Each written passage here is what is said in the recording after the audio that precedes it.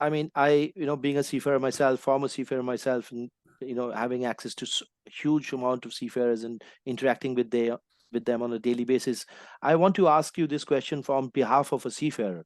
And with the kind of treatment that the seafarer sometimes gets from different countries, and a lot of criminalization of seafarers happen.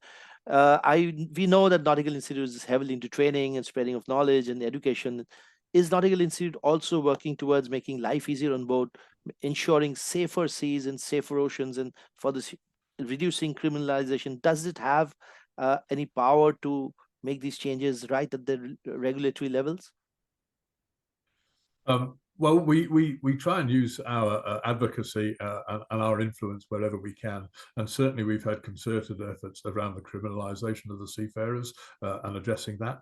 We provided a lot of support for the Indian crew who were incarcerated in Nigeria, against their will and against any rational argument of detaining that crew. The feedback I had from the chief officer on board at the time was really positive. I met him in Kerala recently.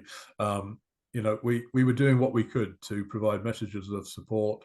I wrote to the Nigerian representative at the International Maritime Organization, expressing our concern that due process wasn't being done, that more needed to be done to look after the seafarers. We were in contact with their families, and we also have a legal support scheme where our members, if they are being facing criminal prosecution and they haven't got access to other advice, we can provide some on the spot, on the ground advice to our members for some legal support as well. So we take that matter very seriously. It does broaden the discussion around welfare, and I think a happy ship, a well-run ship, provides for a safer ship, so that's important to us as well.